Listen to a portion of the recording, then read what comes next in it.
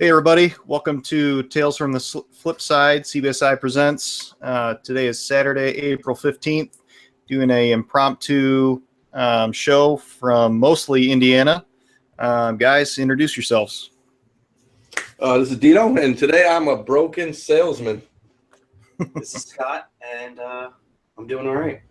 This is Tony. I'm here for my sunny personality. Guest star.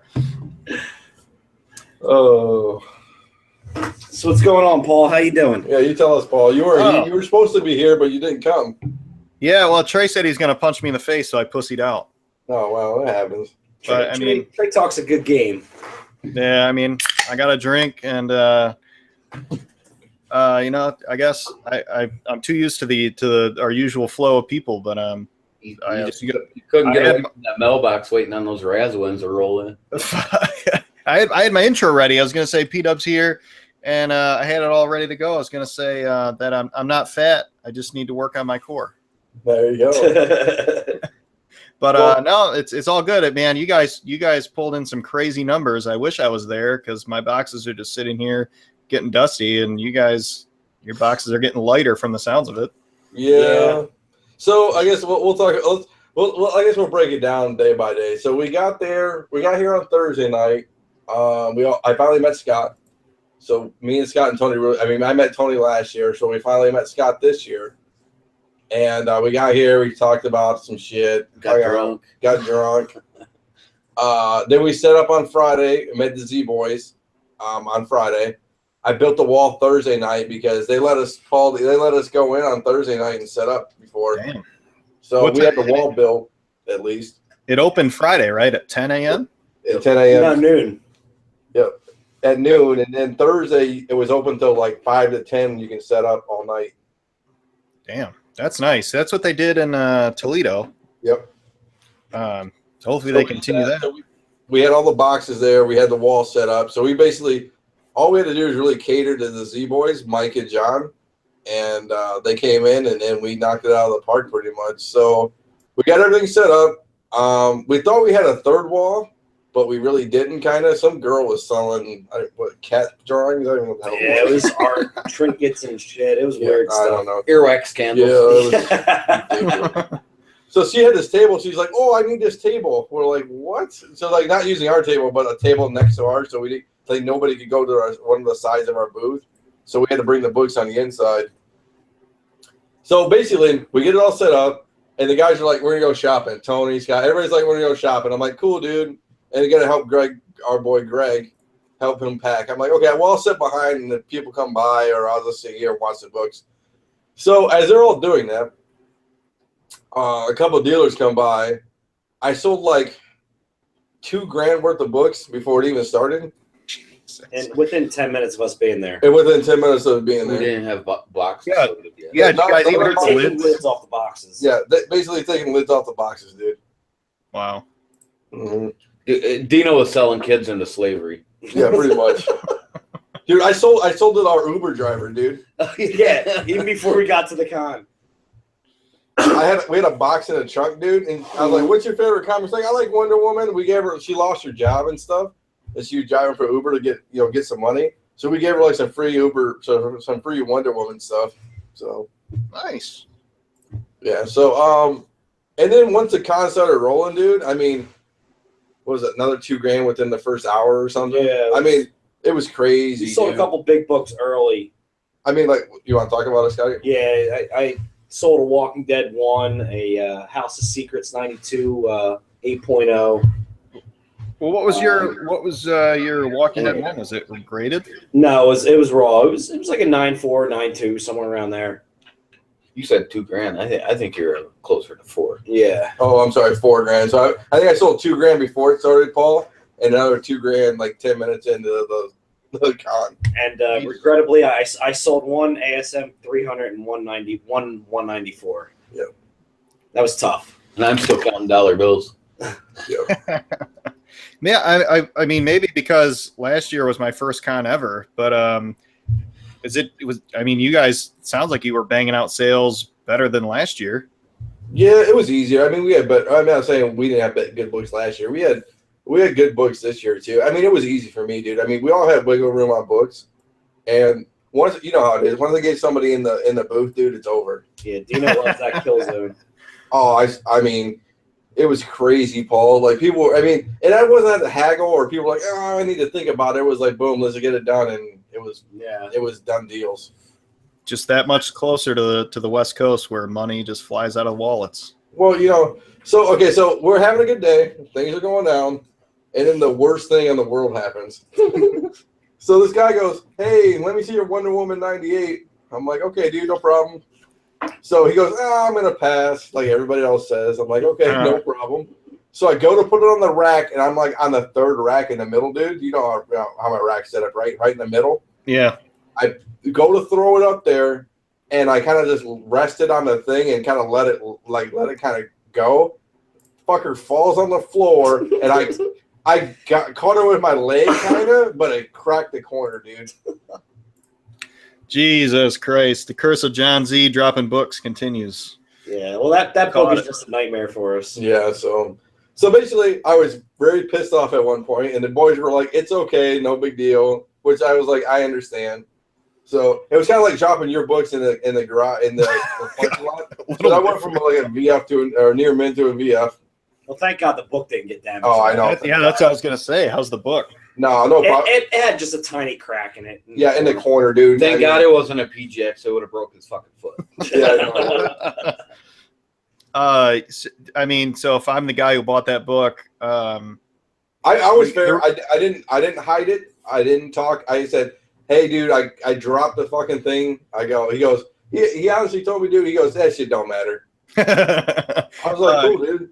I mean, to regrade it though, it's just a flat fee though. There's no matter the value. You don't have to get it regraded. They'll reholder it. It's $50. But the value of the book doesn't matter. No. So the grade stays the same. Yeah. So basically, I mean, if it didn't sell, it's actually only $15 to get it reholdered, but then you got to pay shipping. Yeah.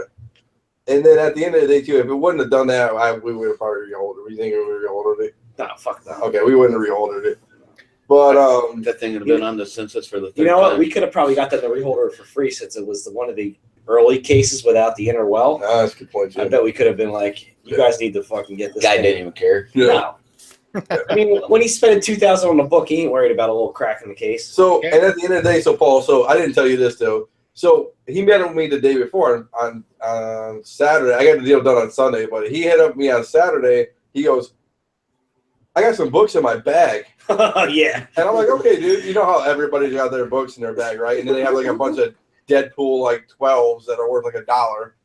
So at the end of the day, he pulls out a Fantastic Four #1, dude. Stanley. Showcase 4. They have like a Avengers 4. Avengers 4. I mean, this dude got some books. Was it the same type of backpack that Mel has? No, it's a rolling. It was like a briefcase. It's a rolling briefcase. It was a dude. You met him last year, dude. He was at our booth last year. Big money spender kind of dude. I'm sure if I saw his face, I'd remember.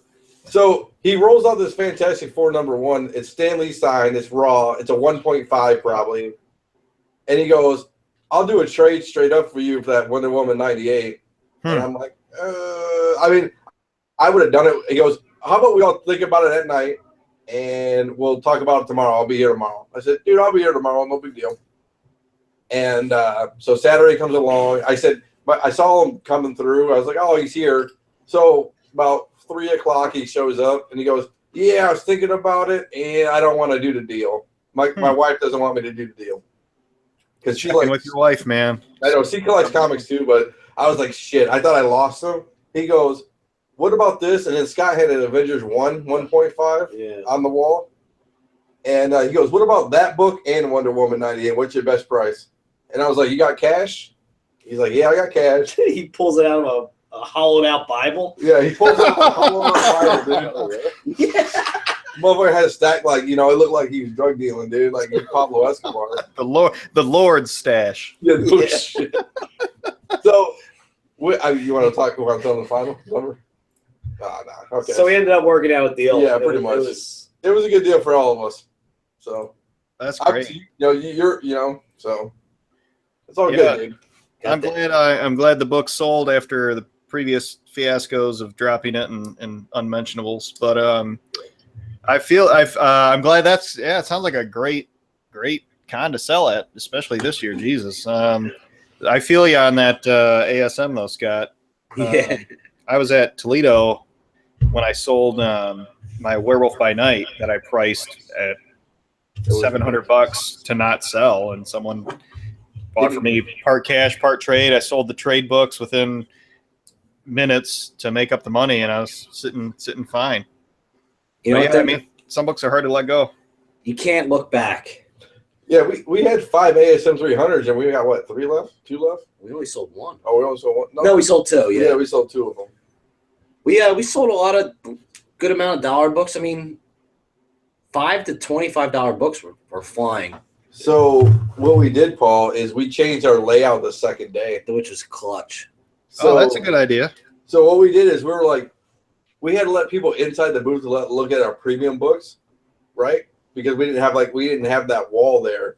So we're like, we had like a basic U shape, but the U shape was on the outside, and then the inner U was on the inner U, you know, because I didn't have an outside. So we took the curtain down, you know, that black curtain we get every year. Yeah. We took that down in the actual pole and scooted the things over and put them back, and we opened up the whole right side of our booth and put the dollar books all on the outer side or the inside of one of the or on the outer side of the wall and around on an L. And then we brought our premium books and brought them up front in the row In the main aisle. in the main aisle, dude. You guys will have to definitely post some pictures. Yeah, because you're there tomorrow. What's the schedule tomorrow? It's 12 to 5. I'm not gonna be there. I mean, we were talking about it. We're not gonna be there the whole day. We gotta go. We gotta get back. It's Easter, which is, you know, one thing, but I got like 4 hours. I really don't want to be driving from 5 to 9 and all that crap. So yeah, is it only 4 hours from Detroit? Yeah, it's like 4 and some change. That's not bad. Nah, felt longer with all my Diana Ross luggage dragging us down. Oh, dude, I'm just glad I don't have to sell Harley Quinn this year. Oh, let's talk about Harley Quinn. You know, I have that Harley Quinn at 9.4. Yeah.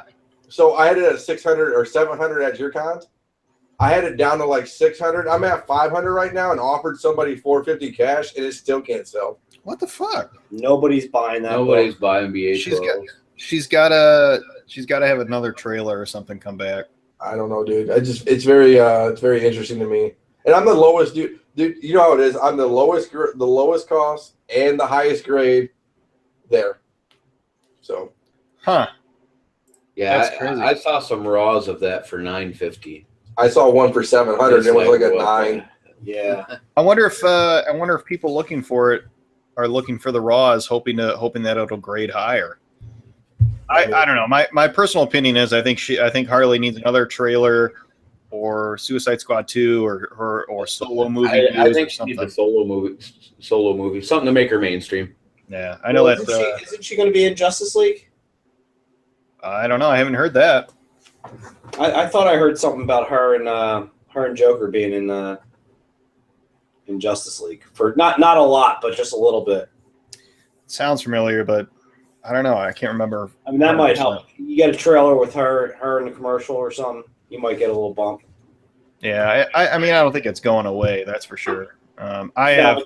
It's not in demand anymore. Right. I have 2 copies that I need to get regraded. So I was in a submission and we got screwed. But anyway, that's the way it goes. I have 2 copies that I need. Oh, Jesus. Nope, a little bit of echo. A little bit. Oops, that's Tony.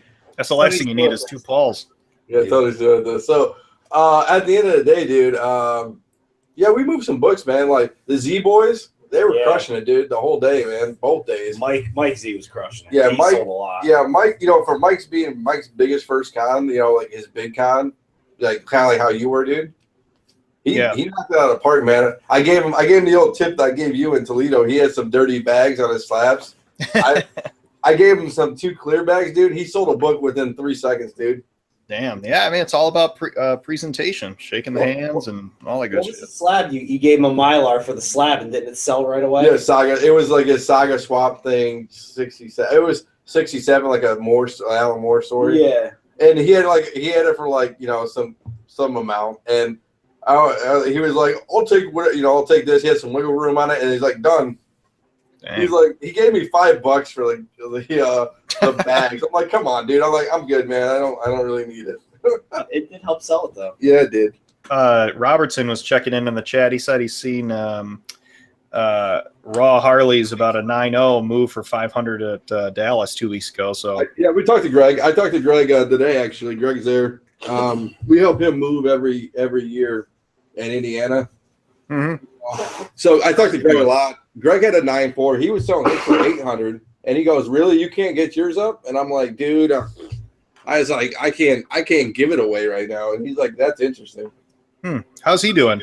Good. He's walking better. Yeah, because he had his knee replacement. I'm glad we can help him out. He's walking better. I had to relieve him one time. I sold a book of his.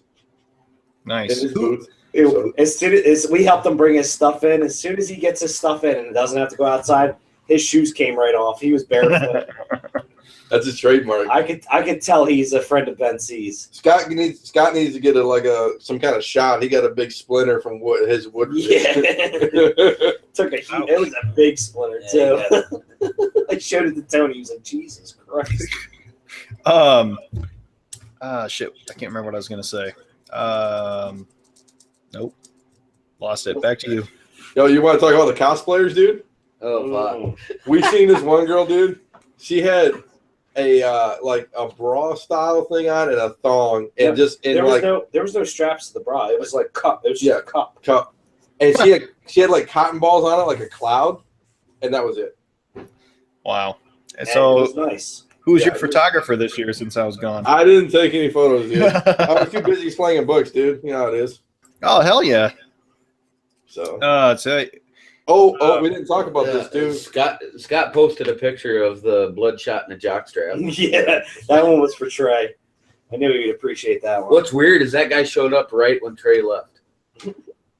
Coincidence? Yeah, Trey showed up, dude. Oh, how'd that go? Great, good. I met Trey. It was cool. It was real cool. He asked me about the rack, dude. He used to see I was very inquisitive about the rack, so he's just like, "Would you change anything?" I was like, "Nah." Yeah. What would you do differently? Probably not drop the fucking slabs. Yeah. So, honestly, like me and Tony were talking to get like the longer bases, like the 1.5 inch one, so you get a little bit more room. Because right now it's like they fit on them perfectly, but you have that chance of dropping something. Yeah, there's no wiggle room. There's no wiggle room on it. Man, I keep losing my train of thought. How drunk are you, Paul? Apparently enough to forget shit. There's a guest. How much of that ham did you eat? Man, that ham was delicious. Did you find the Paul's Problem notebook yet? I do. I have Paul's Problems ready for this week. I got to find. I'm after that drug deal story. I'm hesitant what the fuck I want to share from now on.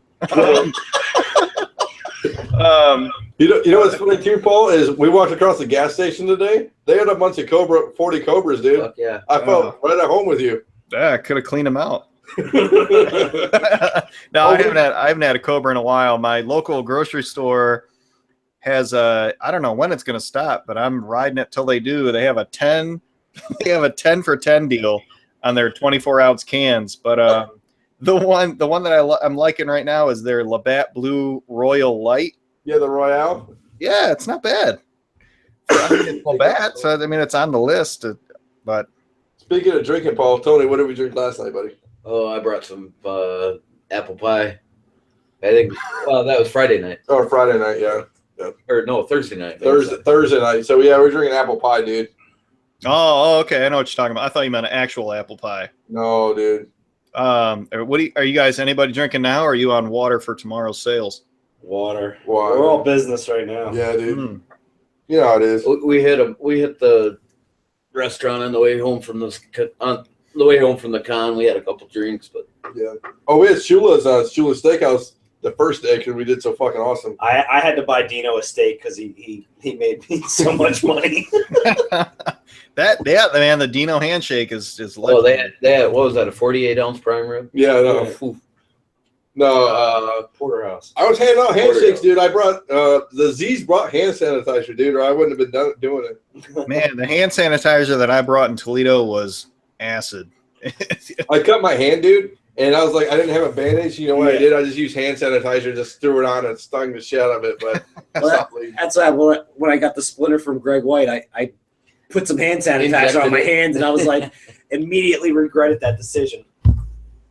I got some. I can't remember if I told the story or not, but for Toledo, I got a big jug of just Kroger brand hand sanitizer, and Dino's hands were fine, but apparently, yeah, it is because it was a Costco size, dude. I'm like, I don't need that much hand sanitizer. Here's a 5-gallon tub of hand sanitizer. I was investing. I must have lady hands because they were just burnt to shit by the time I got home the first night. When you put hand sanitizer, it's raw? No, I didn't. I don't put it on that often. Okay. No, he didn't put it on that often, but his hands were just cracking. I think the mistake I made is I put it on the back of my hands rather than just the bottoms. So I ended up going to sleep that night with some disposable gloves that my wife has to do her some hair coloring stuff, and I just covered my hands in lotion and put those gloves on. Dude, don't bullshit us. You can tell us a real story. Yeah, I know, dude. What'd you really do? What were you really doing? Did your wife catch you? The lotion, I mean, the lotion was on both sides of the glove. Yeah. But it sounds like nobody had a bad weekend or a bad couple days. Honestly, though, we talked about it. Like, if we were gonna do like 25% of what we did, we would have been happy. You know, but I don't, you know how I am, Paul. Like, I like to sell. I don't buy too much, but we were buying books off the rack, dude. Like, yes. One dude just put his wall books all $25. What? Yeah. Tony pulls me out of the booth. I'm like, Scott, let's go. And I just start pointing to the guy. I'm like, I'll take that one. I'll take that one. I'll take that one. Damn, what were they? So I mean, they were all like, he had them all priced like $40 to $100, and he was tell him what some of them were. Yeah, what we got? The Immortal Iron Fist Del Auto second print. We got a couple. 2 Omega Men 3s. Yeah. Miss Marvel one. Yep. We got. Did he have a reason? Did he say like? No, he had some steals on slabs yesterday, and we stocked up. Yeah, I got a DC Presents 47.96 for $100. Yeah, so the guys there making deals. Yeah, so and then after they do it, I'm like, okay, let me walk over there. So I walk over there. I'm in the 50% box. I picked up a Shazam 28 for like, what was it, $25 or no, for you end up getting like 65. Yeah, maybe. For $65, and it's like really, really nice. Yeah. A Danger Girl 1 and 2, and then a Wonder Woman like bondage cover kind of thing. Yeah. I got it all for like $100. Wow. I know it's crazy. Jon Z visited him quite often too. Yeah, he went back a few times to the well. Did you guys buy anything from him and put it right up on your wall? Oh, well, yeah, some of the stuff we did. It was kind of a bitch. We had to switch out bags and boards because the labels we couldn't get off. They had the shitty green labels that come apart halfway through, you know. Well, one of his books I just put up at the price he had it marked on. I was just like, all right, that's good enough price. I mean, some wall books are to draw people in, and then once they're in your booth, it's like they're in the trap. Yeah, Dino just likes to get the bait out there and then just reel them in. Oh, dude, it's money. It's money. I can tell him, come on back. Come on back. If Dino sees you looking at the wall, it's over, dude. It's like eye contact in the mall with those kiosk guys. Yeah, I'm like, dude, come on back. And then they're like, no. I'm like, yeah, come on back. And they're like, okay. Do you guys a $500 book? Yeah. I can't remember. Does IndieCon have like carpet down for you, or is it only for the people walking? No, they just don't. They don't. So they have it set up. Artist Alley's in the center. There's probably 20 booths or 20 tables for the Artist Alley, like deep, like long, and that's the only part that's carpeted. So they carpeted the whole place last year, I thought. Yeah, it's not. It's not. They it's all concrete, dude. So that pad helped out tremendously. Did you bring the padding? How much? I brought the padding. Did you have enough for the whole booth, or just where you were? For the VIP area of the premium books. We were fighting over the spot. There's padding in the booth. Yeah. But Tony knows so much about around the booth because he's never in the booth. I haven't seen our wall, but I've figured out all the other ones. Who's coming back tomorrow? Everybody or no? No Mike Z. Jon Z will be there, and then us three will be there. And then we're gonna leave sometime, and Z will be on himself by himself. So is John selling Mike's books? No, I think Mike took them all home. Mike took them all home. I think he left his dollar box just to unload at the end. Mike had some great sales, man. Great sales. You know, I was surprised. Mike's got some good stuff. Yeah, really good books. Yeah, if you ever need The books, guy's underrated. yeah, if you need books, talk to Z, man, Mike Z. Oh, we should, we should tell the story of the weird brother. Oh yeah, tell the story. I didn't hear it. All right, so we're sitting there, and Mike's in the booth, and this younger couple, not younger, they're probably late 20s. This couple Probably come 30, up and start digging through books, and they ask for some book. Some weird book none of us heard of. And Mike, no, I was the one that said it to him. Were you? I was like, I was like, Mike, do you have this book? He goes, I don't have it. I was like, all right, well, his brother has some weird stuff, so why don't you take a look at these boxes over here? And he's like, oh, the weird brother boxes. Yeah, I'll look at them. Now the funniest part, Jon Z comes rolling back to the booth from another, out shopping or whatever he was doing, and he comes rolling up to the booth. These people work with him. They're like, oh, you're the weird brother. Oh man, we had a lot of requests too, dude. Yeah. So Charlie Cox is at IndieCon right now. So a lot of people were asking for Daredevil. Daredevil all day, dude. If I would have known, I would have stuck him on Daredevil for sure. Walking Dead, not a Walking Dead. Yeah, Ezekiel was there, so I sold all my 108s. Yep. Yeah, if you guys go to cons, you got to check out who's going to be there. Yep. And then a lot of Wolverine Origins, a lot of blanks. A lot of people looking for blanks we too. sold all our blanks pretty much. Yep. Nobody wanted action figure variants though, so if anybody needs some, hit me up. What about Invincible? Yeah, we had a lot of requests, but honestly, I don't think I saw one. I saw Larry's variant, but that was really about it. I saw one. The dealer had $550 on it. Raw. Damn. Raw. Check with John Brown. I think through the whole Invincible series, there's only one blank cover, and that's going for bank. See if somebody has that buried somewhere. Some people were looking for Why the Last Man. I got a lead on one tomorrow. I think we're gonna pick up. Yeah, we might as well just buy it. Yeah. So it was a number one. You guys see the video chat? Yeah, I sent you questions on there, Dean. Oh, on YouTube Live or the Hangouts? Hangout, the whatever it's called. Oh, okay. Oh, yeah, I can talk about this. So yeah, I wasn't sure if you could. See what Scott's saying.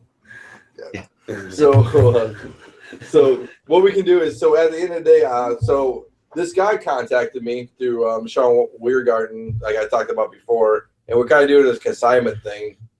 And so he shipped me, or I went over to his house because he's local to me in Michigan, and I grabbed some of his books. And I didn't want to bring him down, honestly, dude, because I didn't have a lot of them priced, like 2 long boxes full of. Yeah, I had his keys, his major keys priced, but everything else, I was like, I don't have time. I got to get ready for this thing. So the boy said, "Hey, just bring it down anyways." Okay. So I'm kind of nervous. I'm like, you know how crazy it gets in the booth, dude. It's like a lot of stuff's going on, a lot of books are flying, right? So what I did at the end of the day was I set the 2 long boxes up on the table the second day, because I had them underneath the booth. So we set them up on the table the next day and brought them on the inside where all the other dollar books were on the outside, so people had to like come in and look at them so I could control it better. And we sold a ton of them. And we just wheeled and dealed on the fly, dude. Yeah, I just gave it to Scott, like, hey, Scott, look through these. Scott, look through these. I just gave a number. All right. And everyone's like, okay, no haggling, no nothing really. Well, how much you sell out of that box? 30 or 40 books. Yeah. Early Spider-Man $1 dollar-wise, I mean. Oh, dollar-wise? I mean. We'd have to look at the sheet. Couple $100 easy. Yeah. All non-priced. Yeah, I mean, when you do a booth with other guys, even if you know them, knowing whose books you're selling, and I mean, it can get pretty crazy as far as even in Toledo, it's just Dino and I was like, here, Dino, I owe you $14. Here's $25, whatever. Yeah. Yeah, it is crazy when you start getting more and more people. Like we had 5, 6 plus F5, 7 plus the consignment, dude. Yeah. It gets a little crazy, but I mean, it's not too bad. It's manageable. So. You just do it right away after the sale so you don't forget about it. Yeah. And Tony's the hardest person because we have to hold his money because he's never around. Yeah. So we just have a pile, and when Tony comes back to the booth, we just hand him a pile. Yeah, and he just walks away and just go buy more books. Yep.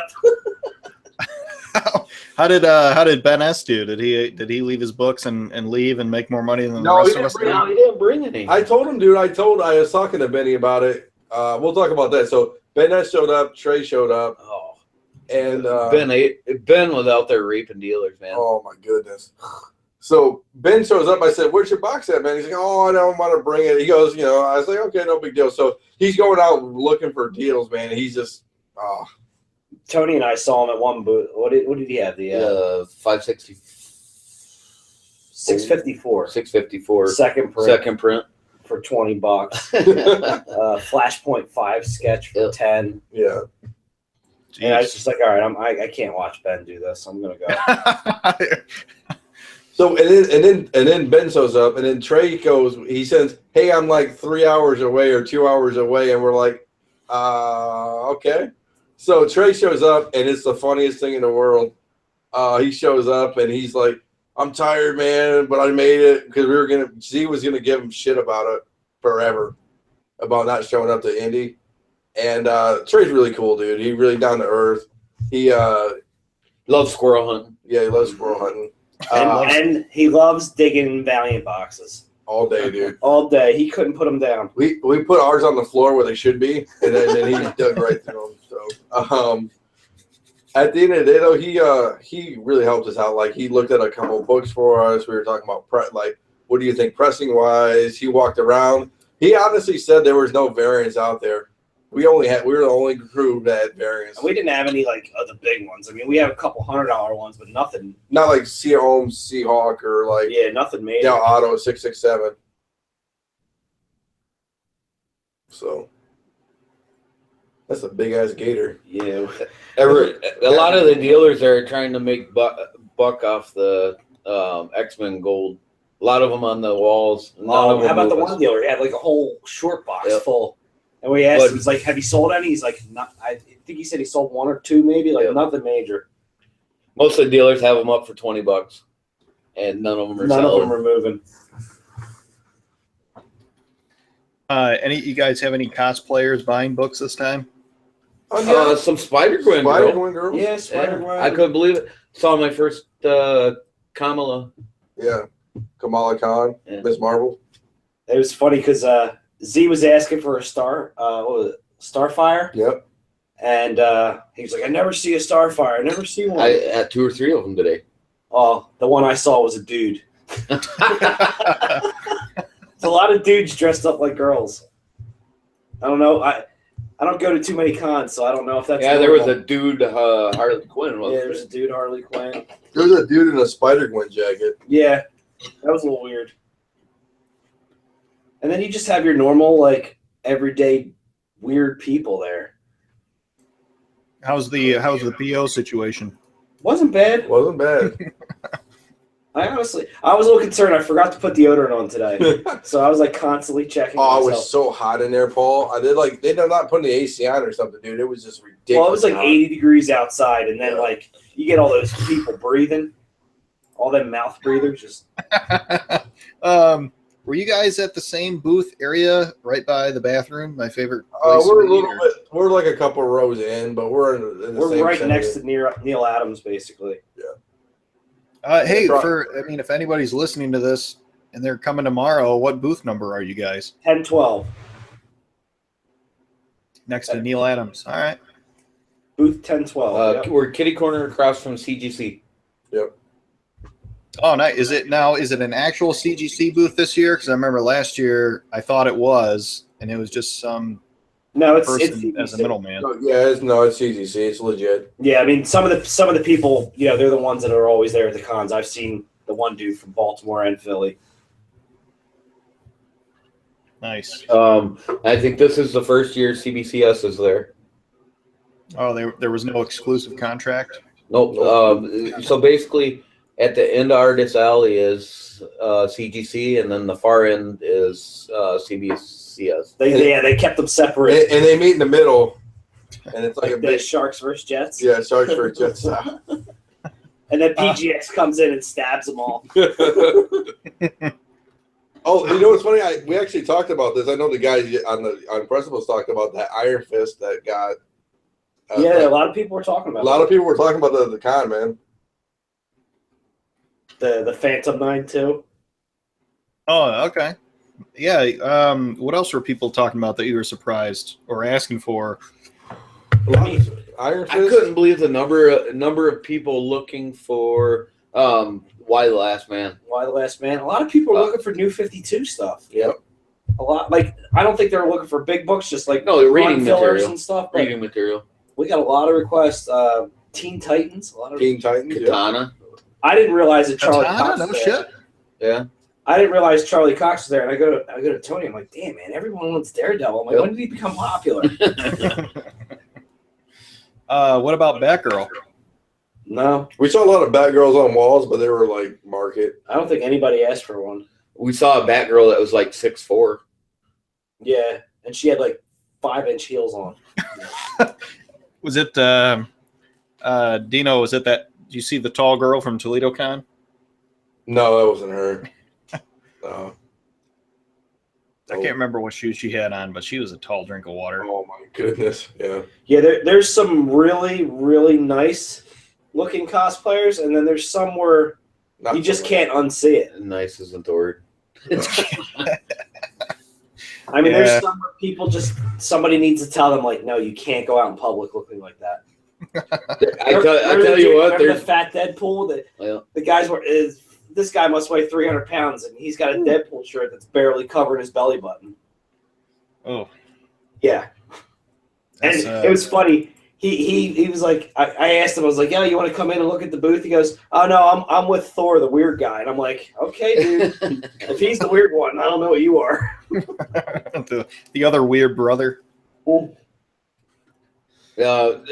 Middle-aged Harley's starting to make appearances. That's kind of scary. Yeah. I saw a few of them. The Harley moms. No, I'm talking Harley grandmas. Only because they had kids at 17 and so did their kids. Yeah. I mean, how about families? Yeah, a lot of families, dude. It's pretty family oriented. Remember the Star Trek family? Yeah. The whole family dressed up like Star Trek. Yeah. A lot of kids were asking for Titan stuff. Yeah, Titans is gonna be huge, man. At least in the future. Finally found someone Z could have a conversation with. I would recommend. Maybe it's time to start investing in Titans, because if these kids are wanting it now, they're gonna want it later. A lot of people will ask for Teen Titans 2. Yeah. Because it's just getting so crazy bananas right now. We didn't have any. Some people were looking for Judas contract stuff. A couple people asking me for that. That's about it, really. Let's think about what else people ask me about. A lot of people talking about Logan. Fat Glenville. Just a problem. We actually had a couple people talk about the top 100 variant list. Yeah, people knew who we were, dude. People knew who CBSI was. Did you guys get a banner up? I got trade left business cards, dude. Yep. Yeah, we were just giving them out. Yeah, I have my iPad. I showed the website to a couple people that just didn't know what CBSI was.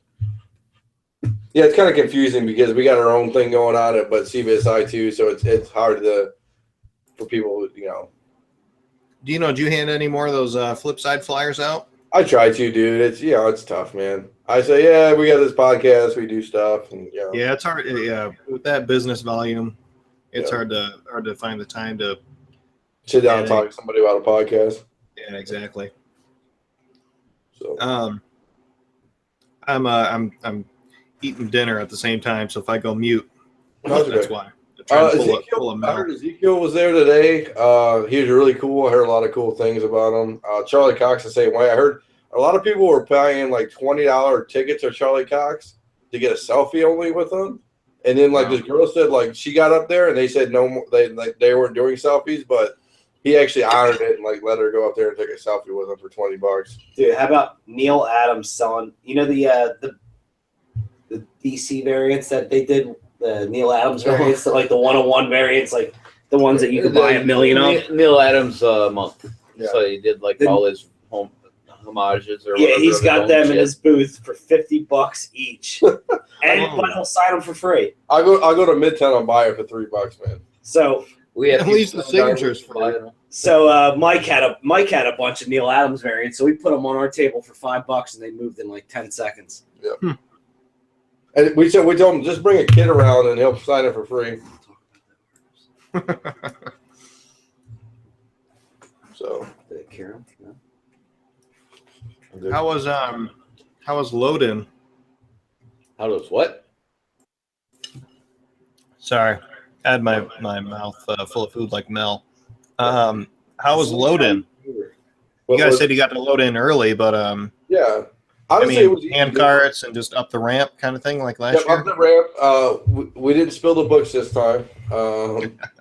No, it was cool, dude. And the guys were nice. I got to know one of the dock guys, and he was like, "Yeah, do you need something? Let me know." And no, it was cool. It was. We had 2 hand trucks, so it was pretty quick. Yeah, it was pretty quick. And we honestly, for at least us guys, we didn't have that many books. I mean, it's not like we had mountains and mountains of books. Like you fit yours in the back of your car, you fit yours. I mean, we had three carloads.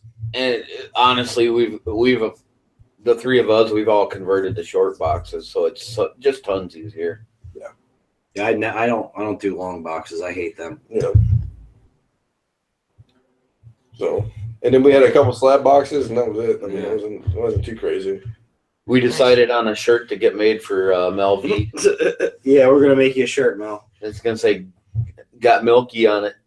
Yeah. And then it's gonna have like those magazines ads for you see in the back of magazines with the celebrity with the milk mustache.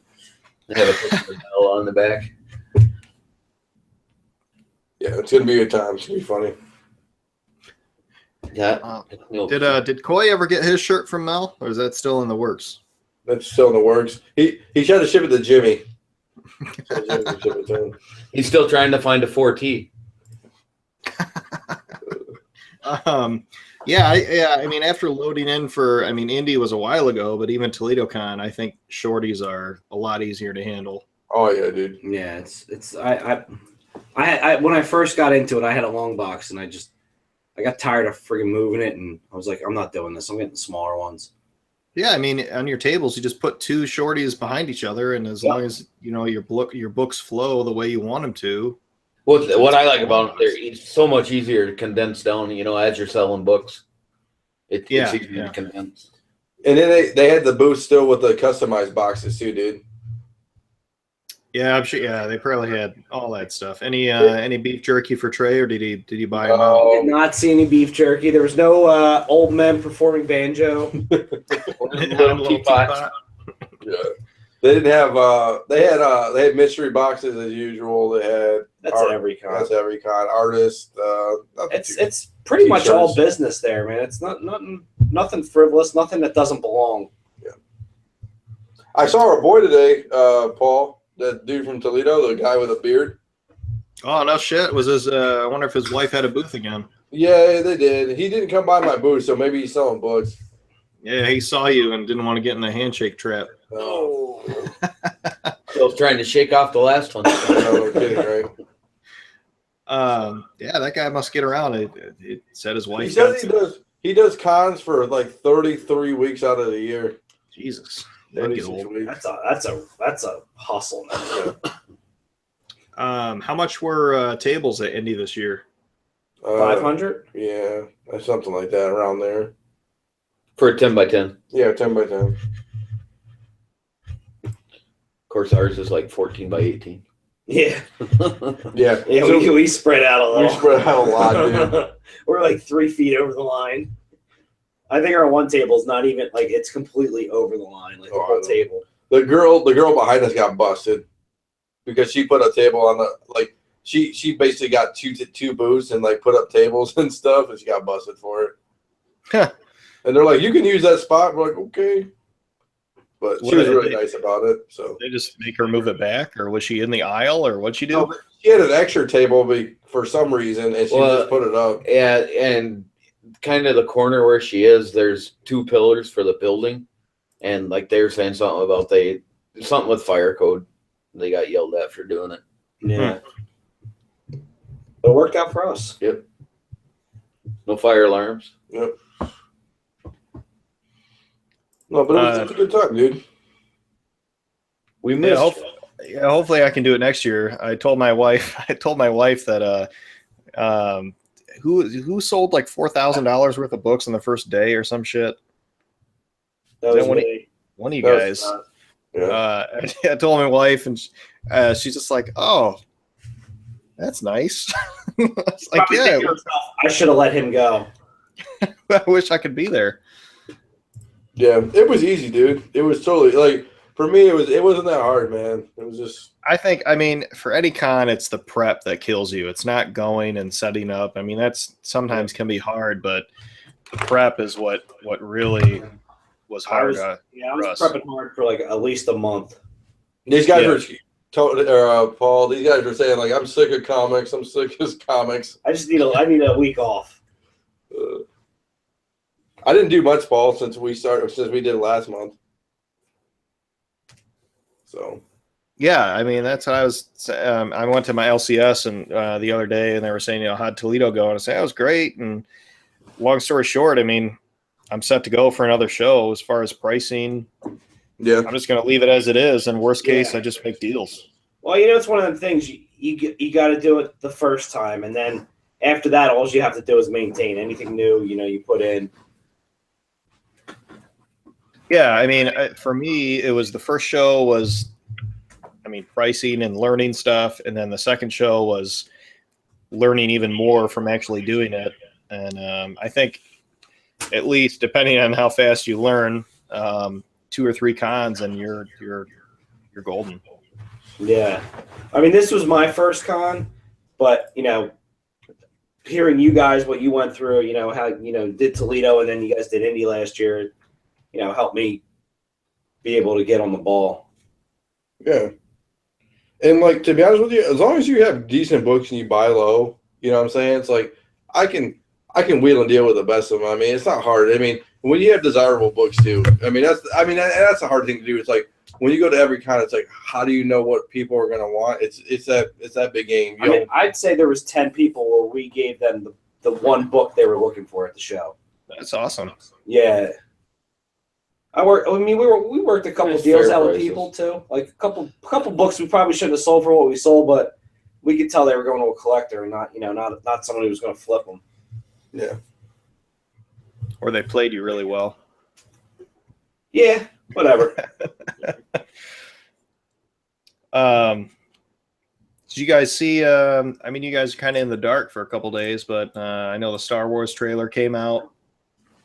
You guys get a chance to see that? Anybody talking Star Wars? Looking for Star Wars books? A lot of people collecting Star Wars stuff, but I mean, it's not. I'll tell you what, there were a ton of Rey cosplayers. Yep, ton of them. Is there a Rey photo cover out yet? There is one for I think the Force Awakens. That little mini series they were a one shot. I don't know if it was a one shot or a mini series. Was that a photo cover or a movie poster? I think it's a movie poster. Yeah, all right. But it is an actual photo, though. I think it's her face with the staff. Oh, no, you're right. Yeah, I forgot. I was thinking of the one, Phil Noto movie poster. Yeah, no, I think it was the Journey Journey to the Force Awakens, something like that. It's kind of half her face with her staff. Yeah. What do you guys think of the trailer? Didn't show much, but I mean, I'm in. I'm a huge Star Wars fan, so I'm geeked up. I'm ready. I didn't know Carrie Fisher wouldn't be in it.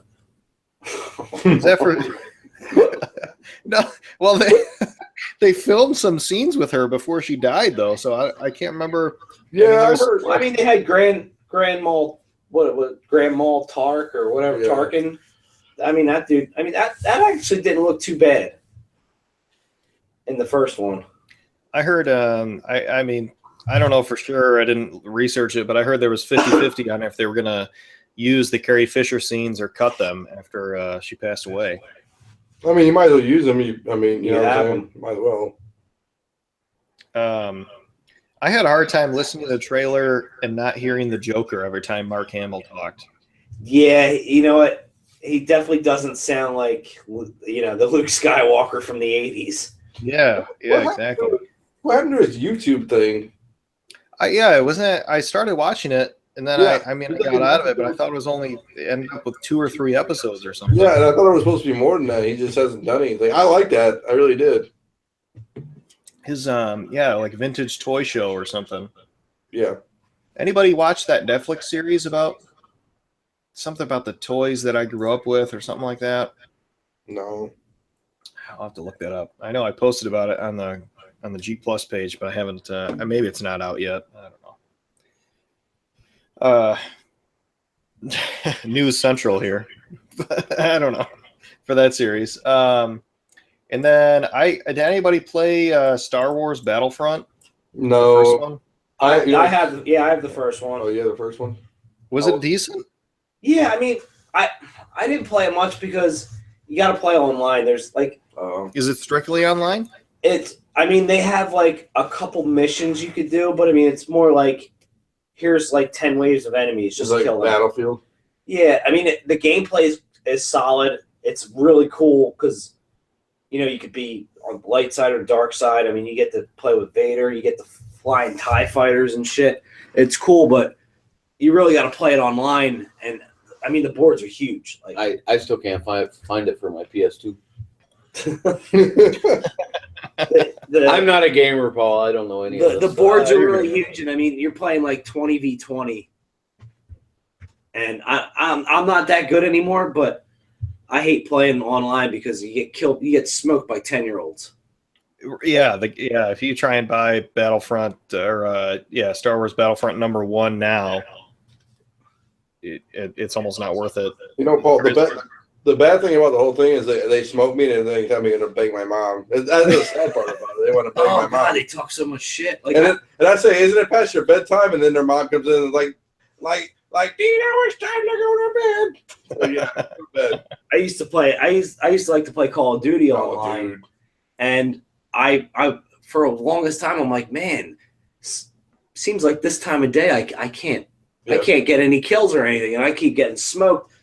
And then it dawned on me one day it was between 4 o'clock and 6 o'clock every day between getting off of school and when dinner time was the time that I would just get smoked. Oh, dude. And then the funny thing is, too, is I used to tell them, like, hey, man, hey, shut up or I'll bang your mom. And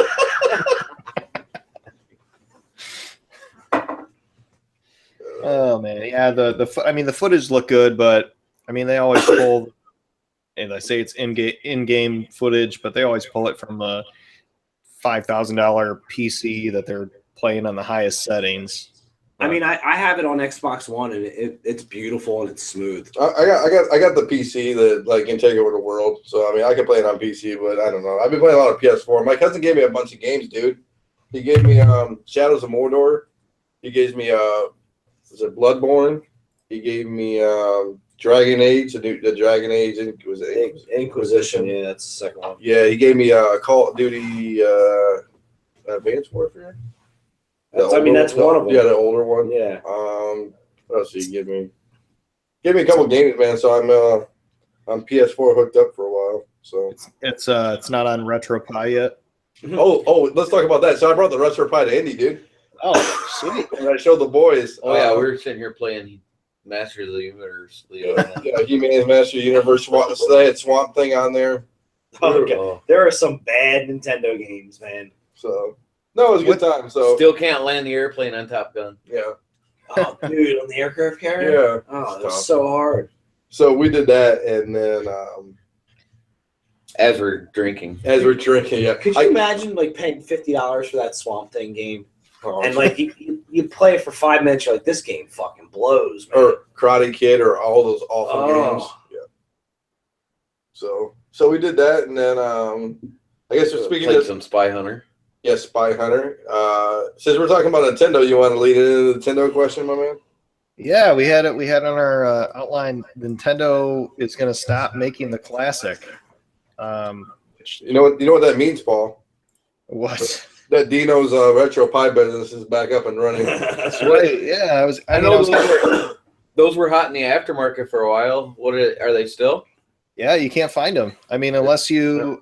So that'll probably that probably actually helps the flippers out there. Yeah, I think so. I mean, I was looking at some guys post on Facebook buddy of mine. He was like, "How can I get one?" And basically, the only answer was stalk Target or Best Buy and figure out when they get shipments. And it's Wednesdays or Tuesdays, I think. I mean, I don't go, but whatever. I mean, but I mean, my opinion is I think it'd be nice. I think it's a good investment if you don't care to open it or whatever. I think it's a good investment if you buy one and hang on to it. Like if you look up online unopened original iPods or unopened original iPhones, like they're going for crazy money. And Yeah.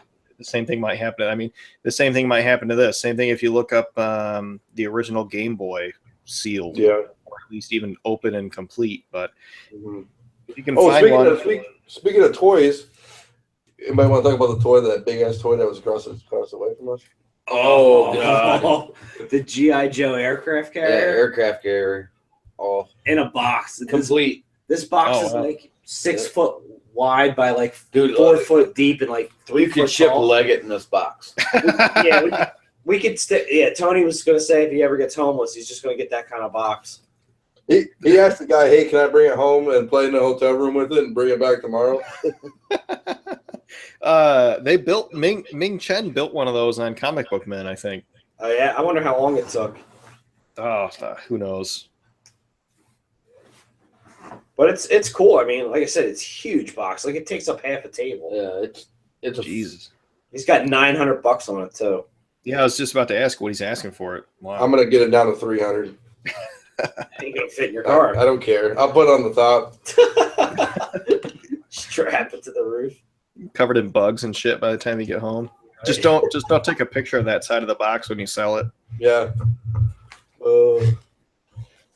Yeah, it's pretty beat box. Oh, the box, the one at Indy is pretty beat too. Yeah, I mean it's not even sealed. Yeah. I'm trying to remember where the guy said he was from. I think he was a shop out of Kentucky. Yeah, I think he said. Was it the Kokomo? No, Kentucky. Oh, Kentucky. Yeah. There's a comic shop out of Kentucky. A lot of comic vendors this year, dude. Like 40 or so. Yeah, I can't remember how many we had last year, but yeah, decent amount. And you guys, usual CBSI best prices? Oh yeah. So a lot of people come by, and it's they think I'm being super sleazy salesman. I said, okay, listen, I'm going to be the lowest price. They're like, well, you're like our first booth. I go, why don't you go walk around, and you're going to find out I'm the biggest booth. So this guy wanted Walking Dead 108, right? And we had it for $25, right? And that was raw. Yeah. And he goes, oh, let me think about it. Let me go walk around. I go, dude, you're not going to find it cheaper, and it's not going to be here when you come back. I'm going to be the lowest price. So I don't see him for like an hour. Comes back, he goes, dude, you're like the lowest price, and you got one? I'm like, nope. He goes, I knew why should I go? You act like I'm doing this because I'm like lying. I'm not lying. I'm just, it is what it is, man. So yeah, I mean, we're pretty honest. Like, even if somebody asks for a book we don't have, but we know another dealer has, like, we'll point them to the booth. I think we buck a lot of trends with the comic dealer mentality. The mentality people view the comic dealers with. I think we buck a lot of that. Yeah. I mean, first of all, we're not jaded because we're not on the road 24/7. You know. B, we're all about customer service. Like, we had a guy today, a young kid, Spider-Man get-up, wanted ASM 300. We had 200 on it. He's like, oh man, I can't do this. I said, I bet you I could knock 25 off right away. I'm at 175. He's like, man, I'm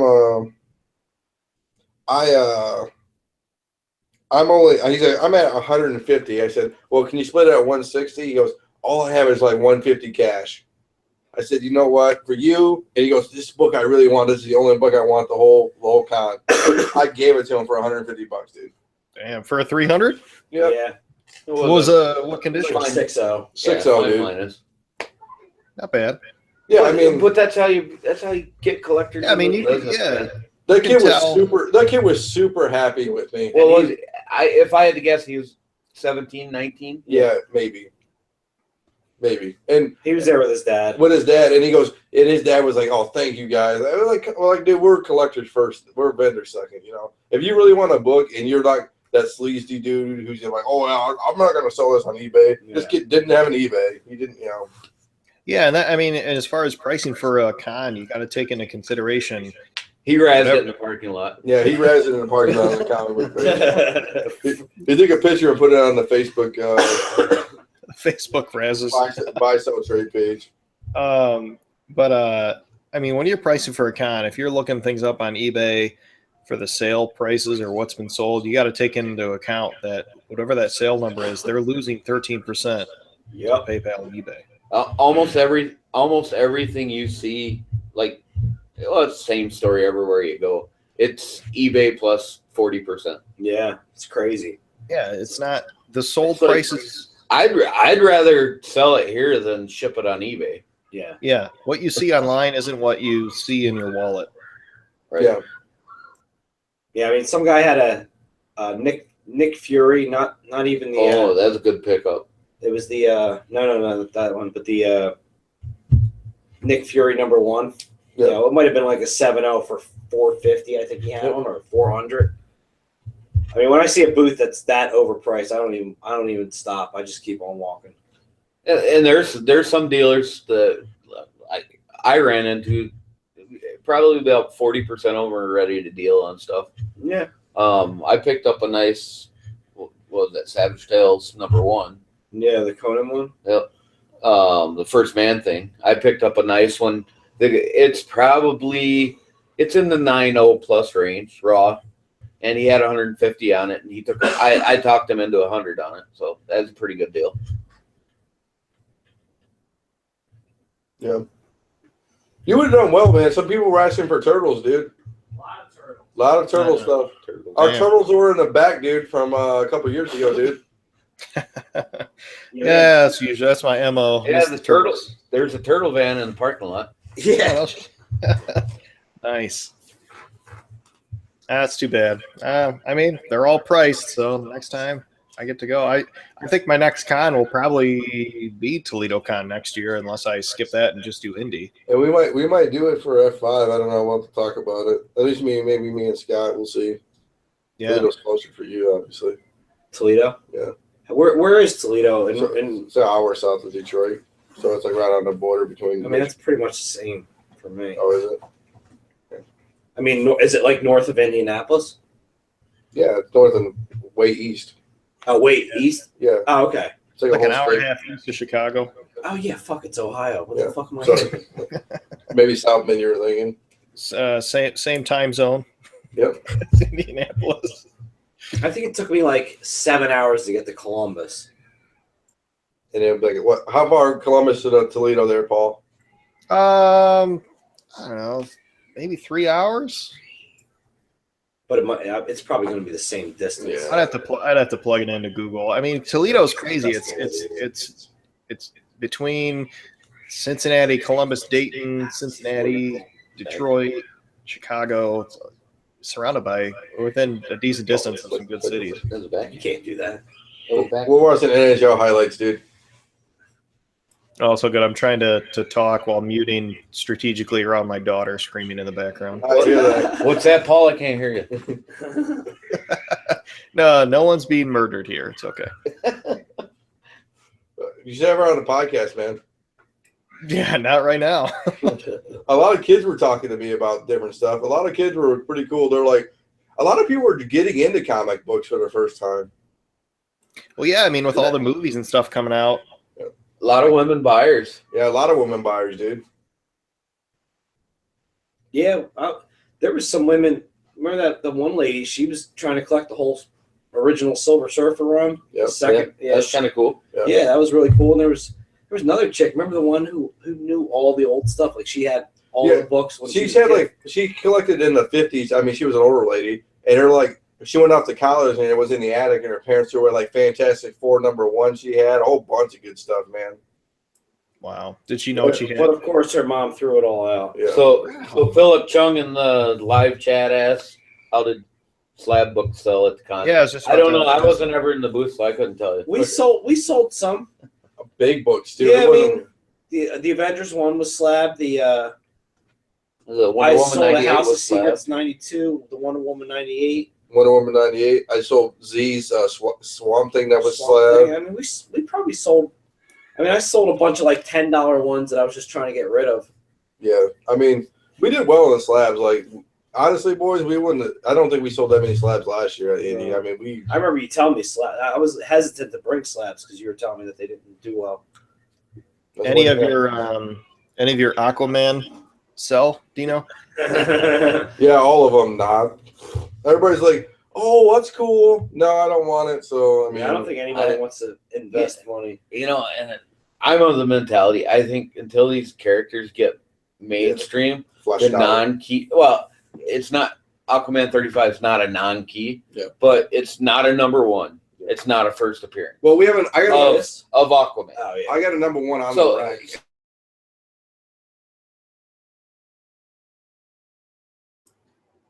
Did we lose you? We got an Aquaman number one on the rack, and not one person really asked about it. One person a couple looked other at dealers. A couple people looked at it. It was like, oh, that's cool, and that was really about it. A couple dealers. The coolest book we got is that Jim 83. Yes. Sick, yeah, Jon Z's got a Journey into Mystery 83. That's a lot of people get drawn in on that book. They're like, oh, first Thor. Even your Avengers brought in a lot of people too. Yeah, that was one of the tactics I used at IndieCon. Kind of is the Werewolf by Night. I mean, I priced it not to sell and to draw people. Toledo, yeah, sorry, to not to sell and to draw people into the booth. And then, I mean, someone offered you your asking price, you can't say no. But I mean, wall books are to draw people in and sell. It'd be funny if he's like, "Oh, I'll take that for $700," and you were just like, "No, it's not for sale." That wasn't for sale. That was a joke price. That's just for looking at. Yeah, that's a museum piece. We got to get big. Oh, when I noticed, Paul, we need to get bigger bags for your F5 bags. Yeah, definitely. If you guys are selling in volume, and we're having trouble. They don't fit slabs. We had a young girl buy 2 slabs today. Mm-hmm. I mean, like a 16-year-old girl buying slab freaking books. I couldn't believe it. Dino, did you bring any of those yellow or blue bags? They were some TV Heroes. Yeah, Heroes. That was mine. Yeah, that was mine. And we had some people asking us where they could buy the cases that they were in. Yeah, so I had to explain at least 4 times the process. And what CGC is. I told her I can do it if I melt down some PGX books. What'd you ask, Paul? Did I bring what? Oh, I was going to ask if you brought any of those yellow or blue bags from Toledo. I got them. I'm not using them, dude. Yeah, the blue bags are the best. We ordered the white bags again. Remember with the F5 logo on them? Yeah. I mean, and that was the same thing at Toledo, is people didn't know what slabbed books were, what the grades were. And, it's funny to us, but it's good because that means people are coming into the hobby that people are asking about it like it's just something you buy to put your comic in. Yeah, because they don't know. Yeah, they have no idea. Oh, that number means something? The 9-8 up in the corner? Yeah, it means something. Oh, I had a lot of girlfriends buying stuff for their boyfriends. That was cool. Like, they're like, if like a good Christmas present, or a guys were like, girls like, can I put on a layaway? And I don't got a problem with layaway. At the end of the day, like, I'll lay away anything you want. Oh, talk about the guy that left his book at the booth. Okay, yeah. So the guy who bought our Avengers and Wonder Woman, he said, I go, hey, this one girl was looking for a Killing Joke first print, and he had it. So he just gives it to me, dude. He goes, you can sell it, dude. Are you sure, man? He's like, yeah, man. He goes, I trust you. I'll be back tomorrow anyways. They never came back, but I would have sold his books. Well, I tried to get Avengers 4 sold for him, but the guy, he's like, oh, I can't. So about the guy's notebook that was full. Yeah. Like handwritten. The one that list. He came back for it. Oh, did he? Yeah. This guy comes up. This one guy had a little pad of paper, and it must have had every friggin' run known to man, and he had a checklist. Handwritten out checklist. Literally like 100-page notebook, and he left it on our table. Oh shit! And I started looking through it. I'm like, oh, we got that one, and literally 4 pages, and I didn't even get through A yet. Yeah. Did he buy some books from us? No. But he came back. He came back. He's like, I don't know if I left it here. And I know exactly what. I just went. I reached down and grabbed it and just handed it to him. I was like, I know. I bet that guy had 80 hours in that notebook. Oh, dude, it was. And 3 pens. Yeah, no. It wasn't even like a real notebook with like a binder. It was like a Post-it note, like sticky note, like rip off kind of fucking notebook. That was like a tablet. Oh, was like it? a little mini like 5x7 notebook tablet. Yeah. It's like that'd be like losing the archives of future Paul's problems. Oh god. Kind of. Pretty much. I was going to ask how much you guys did on PayPal. $8 million. No, we did a good chunk. I was able to get like $3,000 on PayPal. I think you got like 2. Yeah, I did like $2,000 on PayPal, dude. You know how it is. It's a normal day for us, man. We had some people commenting that we were the only ones that take a swipe. Yep. Yeah, did you guys throw up some advertisements that you were taking PayPal too? You know what? I didn't even bring out your signs, but I threw it up on the thing. But a lot of people say take cards. I had a guy ask me if I could take a card on $2. Yeah, we just ended up giving him the books. I was like, it was Tony's books anyways, and he wasn't there, so I just said, you can have them, dude. They were $2 books. He's like, he pulled out his card, and I'm like, oh god. I go, I'm not gonna take it on $2, dude. Are you kidding me? Right. Where's my $2? It's not So even basically, yeah. So basically, I told him. What was that? Matthew Browder. Yeah. So I basically told the guys, is it Ferris Bueller? Ferris Bueller's there? No. I can't remember that. Something romance, true romance. No. Sure, I don't. So basically, I think his gig though is that he doesn't have any money and he just asks for credit cards, and then he just picks up random dollar books. So I bet he's gonna walk home with a short box of free books, dude. If he just walks vendor to vendor and keeps asking people. That's a hell of a hustle, I guess, for dollar books. Shit. Yeah. So, you want to talk about the poll? The comic poll of my love life? Yeah, I was gonna think about that earlier. I forgot who are you getting a hotel room with tonight? Oh, you guys going? You should go to the speed dating, Dino. Damn it! I know, right? It was great. I want to appreciate everybody's poll. It was pretty even, man. I was surprised. It was like 30% for everybody, so that means I can do whatever I want, I guess. So he was all over that fucking Bloodshot dude, though. Oh yeah. Really grinding. Yeah, he looked like a bottom.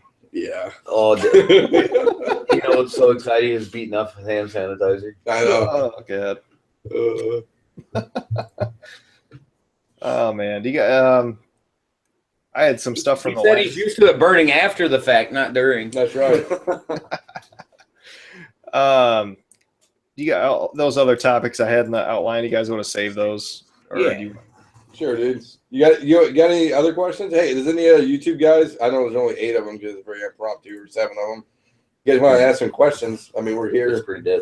It's pretty dead though, but we're here. Yeah, par for the course and for Philip Flipside. Philip Chung's here. Yeah, Philip Chunk's here. He's here. Mel was listening earlier, but we must have. We didn't talk. He must be cooking on his panini pressure, George. Yeah, we didn't talk air fryers and air fryer and griddle discounts and whatnot. Yeah. Oh, we could do Mel's. Mike Z's now my favorite Z.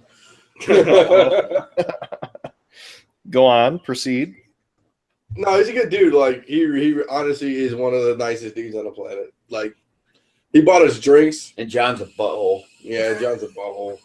He bought us drinks and he's like buying. He's like, dude, I want to pay for all. It's like, dude, come on, man, it's okay. Like we feel bad. He's like, oh no, you guys are hooking us up. He did get lost in the parking ramp though. So, You guys see anybody from CBSI there? No. The Facebook forum dude. So I met the dude from a comic book collecting.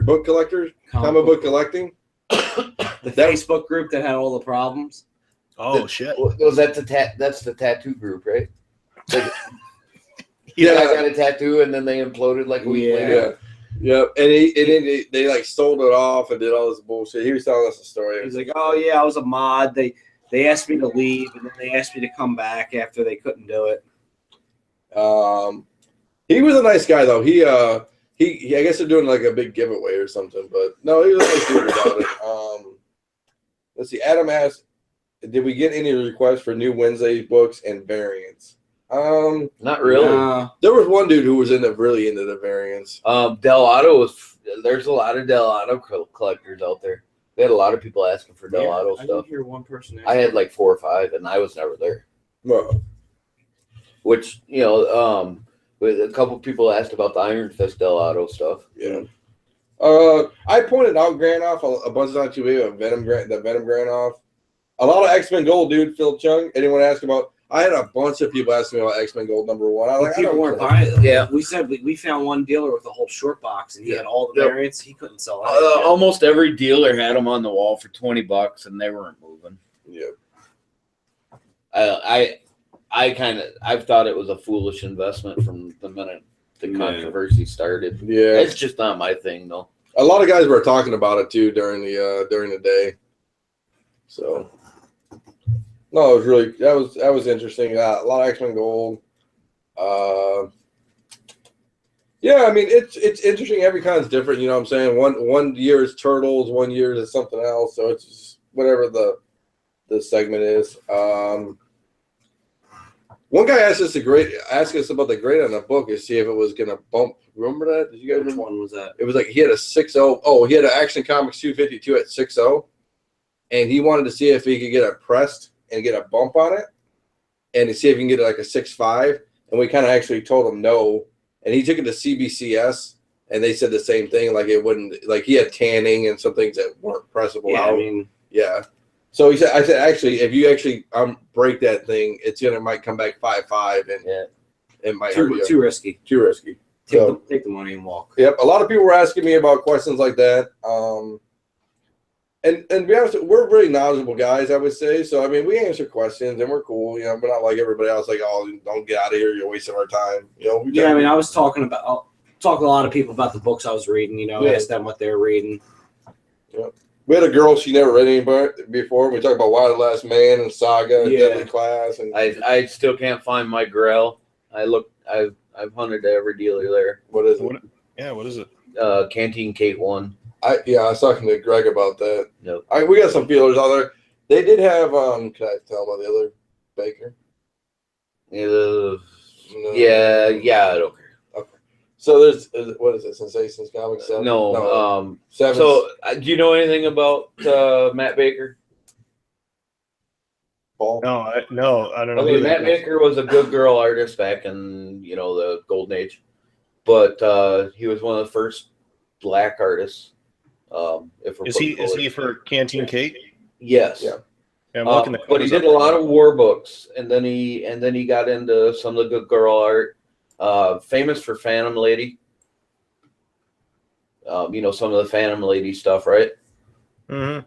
And so anyway, he has, and it's getting really rare, but a series, he did some tail end of a 6-part series. I think it's 6 books, 7 Seas, but they're all really cool, really great covers, gorgeous.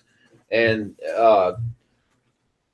there's some of mine. They're too overpriced to be something that I can qualify the hunt. Yeah. But there's stuff you always want to add that I want to add. But anyway, so one of the dealers there has one, and it's just out of my price range, And it's like I'm sitting there in my head grinding gears. How can I make this work? What can I offer him to trade and all this stuff? But really cool. It's on my list, but right now Canteen Kate's top.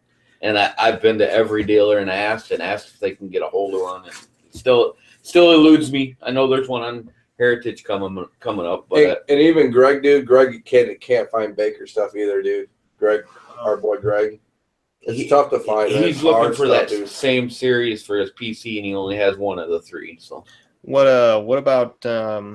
Would you settle for a photocopy? No, or not just to hold you over, or no? No, and no, I've read it digitally and everything. And I wouldn't settle for a fridge magnet either. Man, I fell into that trap one time where I was just. I believe it. What is on page 27 of Paul's? No, it's not on the list yet. But I bought something real quick and wasn't thinking, and then I got here and I was like, oh, it's a magnet. Okay, then. Adam asked in the live chat if we could see how busy CBCS and CGC were. CGC was not busy. I mean, their booth was right next to CGC ours. is kitty corner to us. They weren't busy. And they weren't busy at all. But they weren't doing on site. So I mean, I probably imagine that it's normal. No. Last year, Indy, dealers were dropping books like Sean Leggett style out there. I don't know if a lot of the listeners submit to them or have watched them pack up after the day, but they have those. The handlers have the 3 boxes or the short boxes. Short boxes that they take, obviously take with them. When they were leaving today, they had 3 shorties and they have a staff of 5 there. So it's nothing earth shattering. I mean, we were at Baltimore last year. They did on site. I mean, there was a line all day for that. Philly was the same line. Like there was always I don't know. Like I haven't been anywhere where they just did accepting, so I don't know if that's like it is. But they didn't look like they were doing much. I know. I had one of those. They got the witness on site. I had him pick up a commission that I had done. Oh yeah. Yeah. So I didn't get the paperwork filled out, but they picked it up for me today on the way out the door. And then I didn't see CBCS. We were on the other side. Yeah, I can't imagine they're all the way across the con from us. So, CGC's doing on-site next week at C2V2. Yeah, Adam. They were talking about the Iron Fist 9.2 controversy. A couple people were. Yeah. No, soon. I looked through 4 booths and asked of every one of them, the guys that had variants. You could, the shop owners, and there's nothing. I saw the 1 in 25 of the number 1. What about Moon Girl? Has that hit the East Coast yet, popularity wise? We didn't have one request for her. No, Mel, no variant boxes, dude. We were the best variant boxes there. I didn't see any variants of anything above a 1 in 10. Yeah, there weren't. The only variant I found last year was the Turtles number 5. That I don't think the guys knew what they had. But yeah, just variants at cons are crazy. I hunted with Trey for a little bit. I wish he was around. He'd be a good one to ask because I know he was looking through variant boxes. He said I talked to him afterwards. He came back. He goes, "Yeah, dude, we got the best variants, and there's no other variants out there that are worth anything." But people weren't looking for variants, though. No, so on the second day, Paul, we kind of switched up our wall, and we had 2 rows of variants on the Raws, and nobody even nobody wanted anything. No Moon Girl. I didn't look for any Moon Girl. Yeah. What about I was going to ask if CBCS has ever done on-site grading. I thought they did one time. I think they did. I think they did in Baltimore. I think they set up some. No, there was one show I think down in Florida that they set up at. They weren't allowed to go into the show, so I think they set up outside and took submissions, and then they were basically home. So I think they just drove them home, graded them, brought them back. Scott Reagan's going to start his own Scott Reagan raw grades. Yeah, I'll slap a sticker on that for you and give you a COA. Maybe might rub his nutsack on it too. That's oh man, I'd have to look up the link. I sent it to I sent a link to somebody earlier. There was these people said Philip Chung said they did last year in Florida on site because it wasn't far from them. Mel said he thinks they did it in Big AppleCon too. While we're talking about on site, I talked to CGC. They're not doing on site in Philly. They're only doing C2E2 and Baltimore. Okay, that's cool. We dropped out some books to CGC. Yeah. Is that why you're talking to them when you're dropping? Yeah, I just asked them. Yeah, I'm gonna drop some off tomorrow, but I stumbled on this link today. I can't even remember where, but it's comicbook.com. No. Turtleporn.com. Nakedapril.com. Rapey April. That's funny. No, it's called comicbookgradinglabels.com. And I can't tell.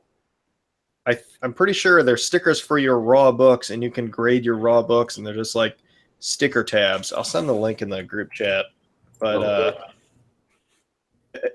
it looks pretty interesting. I don't see the need for it. But it's we don't get disconnected. We'll see. Oh yeah. Mel asked about what the hottest book that came out in the last 5 months. You mean that people were asking for at the con?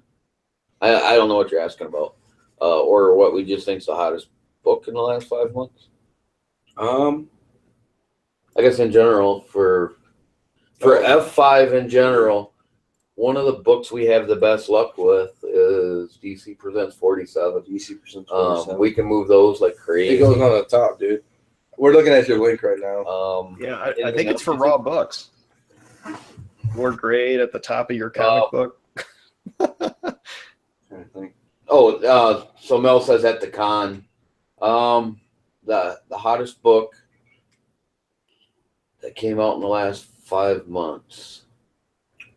Philip Chung was saying maybe that America 2 Art Adams 1 in 50. That would be the only thing that's really hot. We had God Countries on the wall. Nobody asked about them. Yeah, we had probably 12 God Country 1 first print. Yeah. What about Seven to one Eternity? person ask about it. I had one person ask about Seven to Eternity. Yeah. That was it. Yeah, Gomorrah 2, Matina. I don't know. I mean, yeah, nobody asked about Matina. Somebody asked about Del Otto. Somebody asked about Granoff, but no Matina, no Sikovic, no nothing of that. Venom. A lot of people are asking about Venom. Venom and Carnage. Just reading material. Yeah, Venom and Carnage. Not key stuff, just reading material. No heathen stuff, man. I mean, this is like we had one guy ask about Old Guard. We had one. Did he buy it? We sold it. Yeah, so. What about IndieCon's like 6 months? 6 months anyone behind. asking for heathen? Yeah, No. six months behind, dude. That's what they are when it comes to the No heathen. Nobody asked about heathen. Yeah. You guys said somebody asked for Losh though. For Hughes Losh. Yeah. But he was a Hughes guy. I mean, he wanted all the Hughes books. Like we saw the Spider-Gwen Hughes, we didn't have a Losh, but we had a couple women collectors for Hughes. I thought that was strange, but yeah, a couple women that were collecting Hughes stuff. Mm-hmm. Well, Hughes doesn't draw them slutty like Campbell does. I saw the first. Somebody asked about the first Squirrel Girl, or I had a Squarriors. Somebody asked about Squarriors. Did you sell them some? I got tons of it. Oh no, I'm not. It was it Rat Queens? It was Rat Queens or Squarrior. It was one of the two. So yeah, nothing Squirrel Girls, nothing New Warriors. Haven't had anyone ask for Campbell, really, have we? No. I don't think anybody asked for Campbell. Yep. Actually, we had one guy looking for a Superior Campbell. Yeah. And the one guy was looking for that Black Panther partial sketch, right? Yeah, he had just bought the one on eBay. The one on eBay. The one in my box. The only Black Panther I had was that Udon variant. Yeah, nobody asked about Black Panther. No.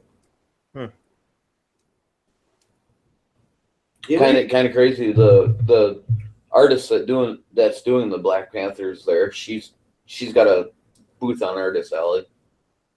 Oh, you guys have anybody asking for top loaders and stuff again this year? Supplies? Yeah. Greg had some top loaders, and he was charging $4 for them. Adam asked anything for JTC Star Wars. I had one guy looking for some Star Wars action figure variants, but it was nothing special. He was just looking. I have a whole run. Give him my number. Some people were looking for Star Wars books, but I mean, it wasn't like anything crazy. I sold my Star Wars 1. Yeah. So. Black Panther and Indy. Oh, yeah. I don't know. I'm a big fan of the Black Panther artist. She did a Captain Marvel cover variant that I love the work on it. So I sold some. I got a commission from her, but I sold some Venomized variants. Some people were asking. Yeah, I'm surprised we didn't get more hit on that. I thought people would have been asking. I'm trying to look up the actress's name last year who canceled. Any of the people cancel last second like last year? Somebody, I forget who it was. Somebody did cancel. Somebody I never heard of. The guy from Princess Bride canceled. Carrie Hughes. And then I saw a picture. Oh, I'll have to Google him. Somebody had a picture of him up. I thought he canceled. I haven't seen it. Either an artist or a writer canceled. Because somebody brought books for it, like specifically bought books at the show for him. Hey, nobody talked about Val Kilmer. He was here today. Was he? Philip Chung just answered, Manu Bennett. So Deathstroke from Arrow. Yeah, and Sean Astin. That's right, Phil.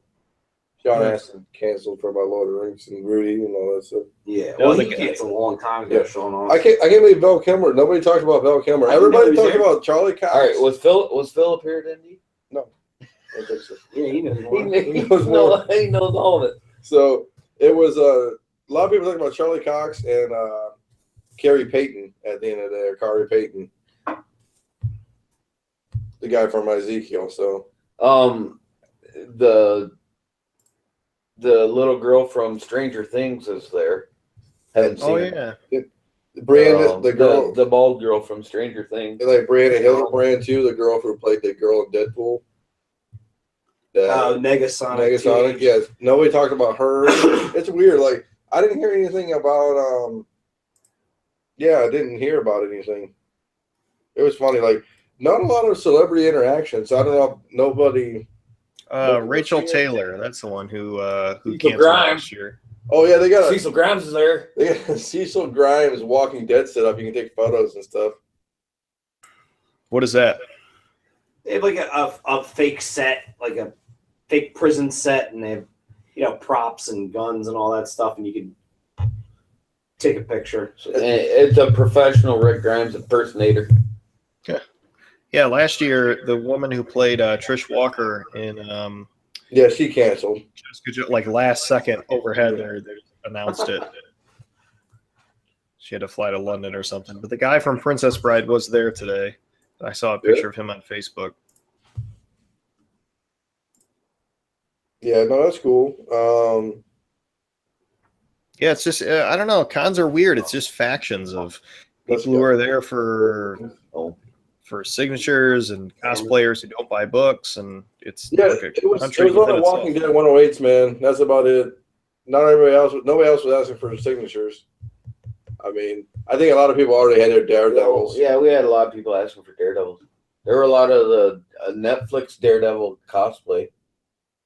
I saw 3 or 4 of them. No hot Black Widows. I was looking for them. I never didn't see any. I saw a tatted out Wonder Woman that I'm a Wonder Woman fan, and tats just do not belong on her. You guys see any body paint? I saw a dude that was the Incredible Hulk. Oh, we saw Beast Boy. Yeah, we saw Beast Boy, and then we saw a Bane, dude. The dude was monstrous. Oh, yeah, and this guy was huge. I bet his biceps were the size of Koi. Jonah Hex. No, Bane. Oh, yeah. That was a stupid costume. He had 22-inch pythons like Hulk Hogan style. Dude, his costume was Bobo. Yeah. I think he had like a tank top on and like tubing's coming into his glove, like into his hole. Like it looked like he honestly put it together in the parking lot. He probably did. He's fucking big. Yeah, I wouldn't have told him that to his face.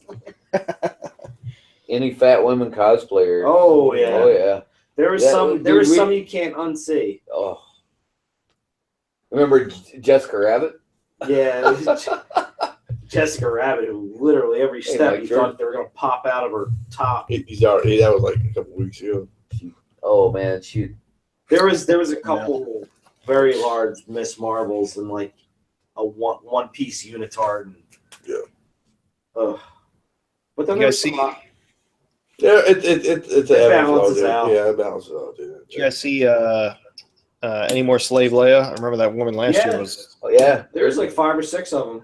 There was a really good Leia with the white robes on. What I don't know what that outfit's called. Tablecloth Leia? I don't know. Yeah, with the buns in her hair. Country Club Leia. I like how all these guys are like talking to me, all these cosplayers. Like, who shot the pillowcase? I didn't see any because I was in a booth.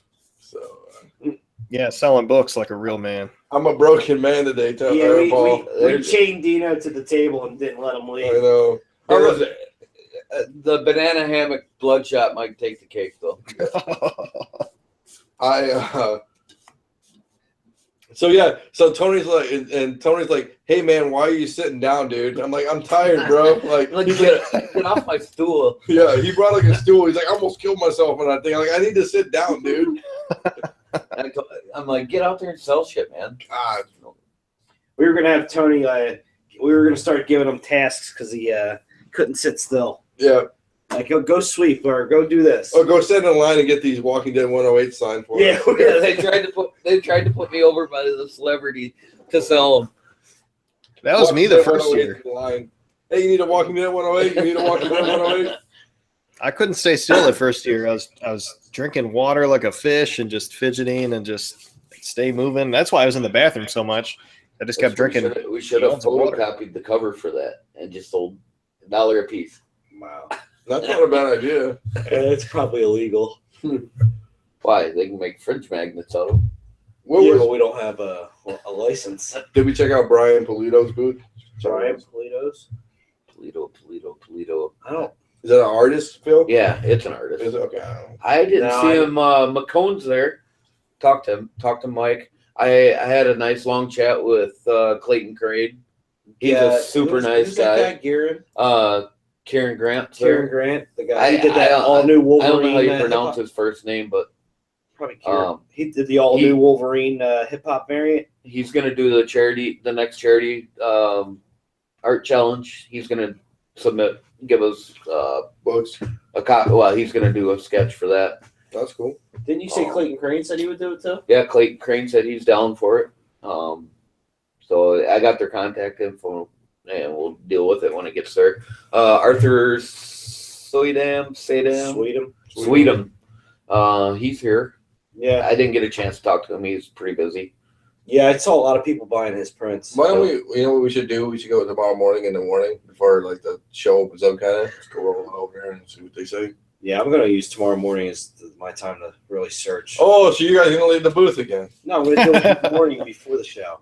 Okay. No, I didn't really, I walked around Paul a couple times. I mean, I bought some books. I bought a Shazam 28. I bought some stuff. So, I mean, it's like we let Tony find the good books and then bring us over. Yeah. And it's like, all right, second opinion, guys. Yeah. It's funny. He's like, hey, man, we need to all walk over here for a minute. I'm like, okay, let's go do. And then Dino goes over there and sells the guy his own books. Yeah. Did you guys see any turtle books on the wall or Werewolf by Nights on the wall? Yeah. I saw what was that? We saw Turtles 1 up there on a booth next to us. Yeah. You're interested, dude? We'll look for you. I mean, I can send you my Hangouts doc of books that I'd look for. Okay. Yeah, do it. Do it up, dude. We got you.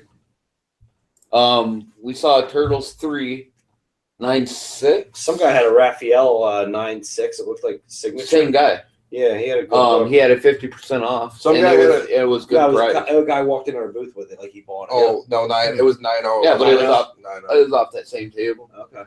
It was I saw a guy. I saw a lot of guys had like a box of turtle comics, like a whole like long box full of turtles. Damn.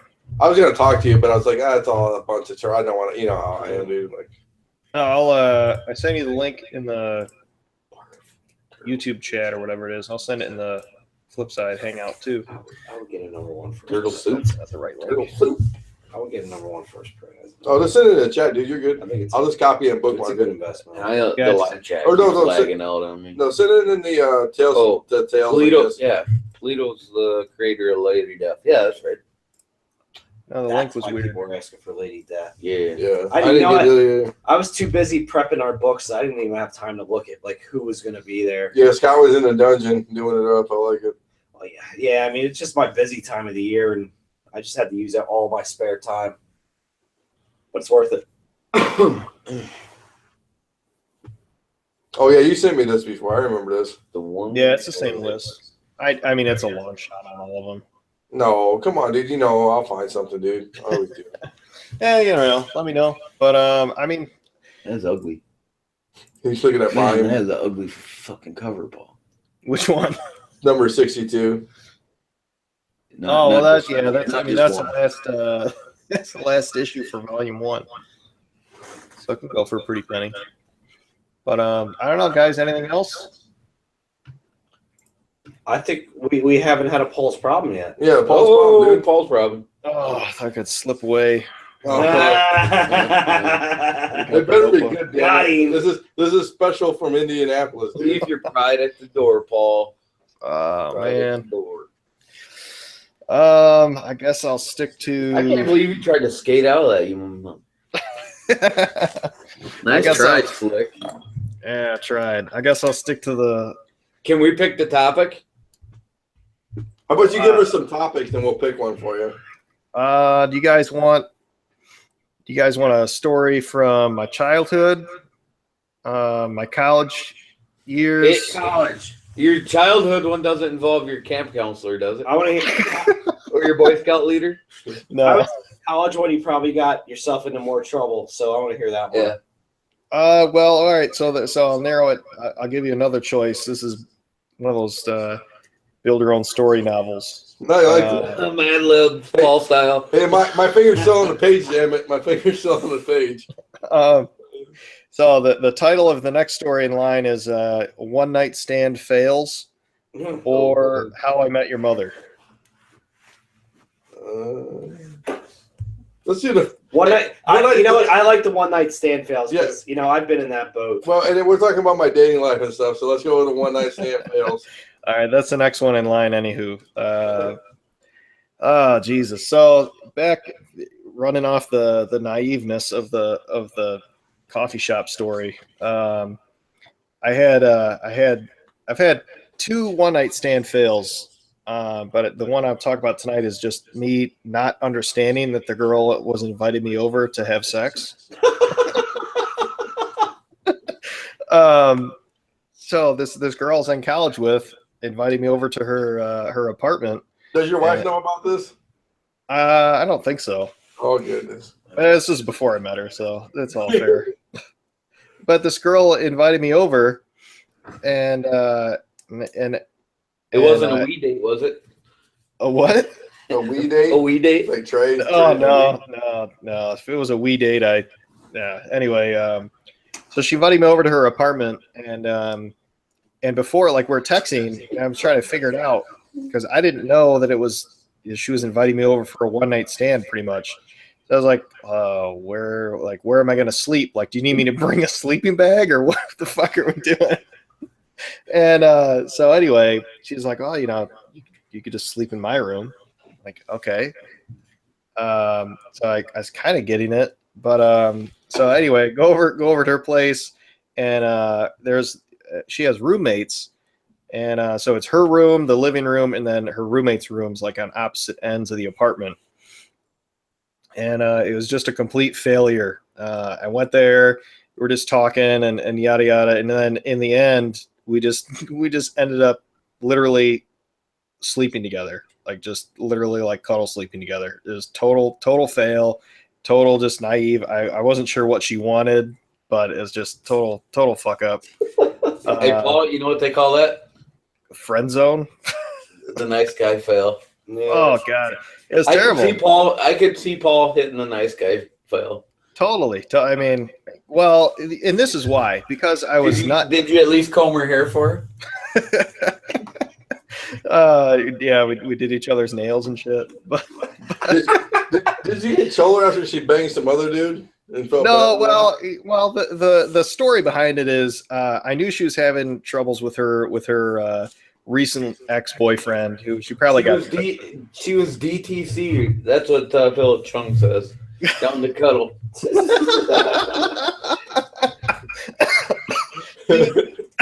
So she was like unofficially broken up with her boyfriend. So I should have taken advantage, but I was too nice. Mike the Ripper asked if you called the top bunk.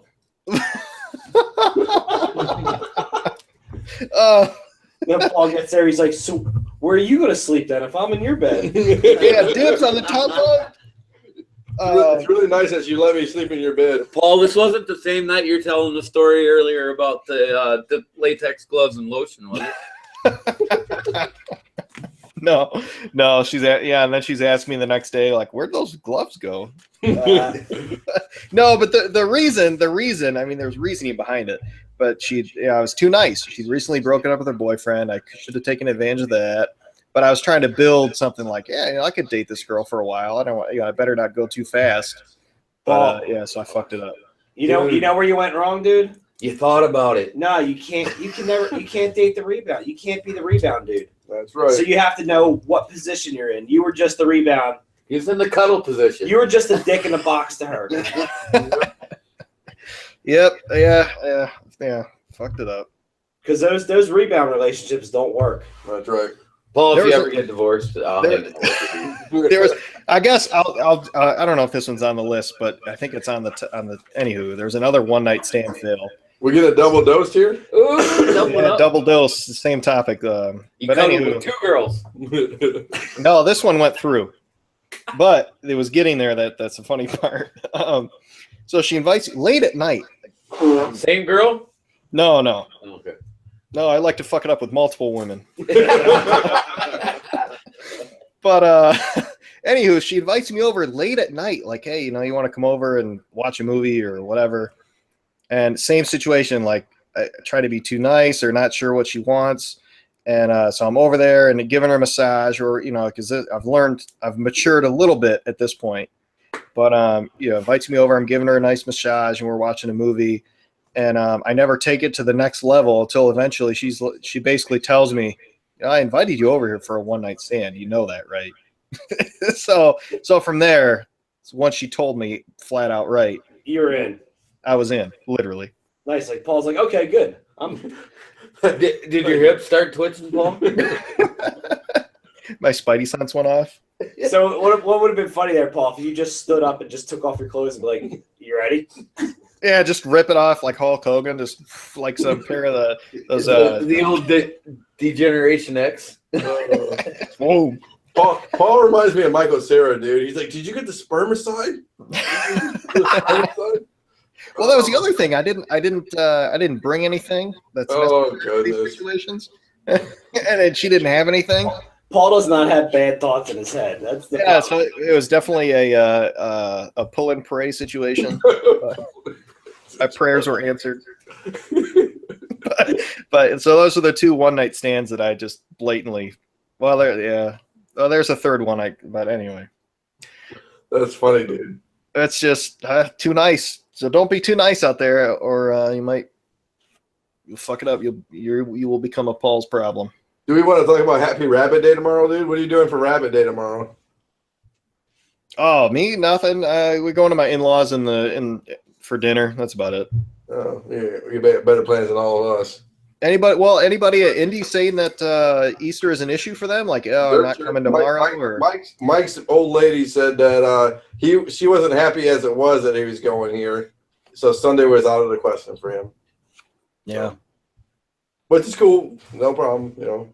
I didn't know if any of the attendees that you didn't know were saying like, I only bought a Saturday pass or Friday or whatever.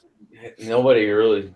I asked a couple dealers if they were sticking around. They all were. So a lot of people were telling me they bought 3-day passes and said, "Yeah, we're just gonna do it." And well, I think 3-day pass was cheaper than buying 2 days, like individual days. And they don't care. Like $20 or $25. And they don't care that you guys tear down early.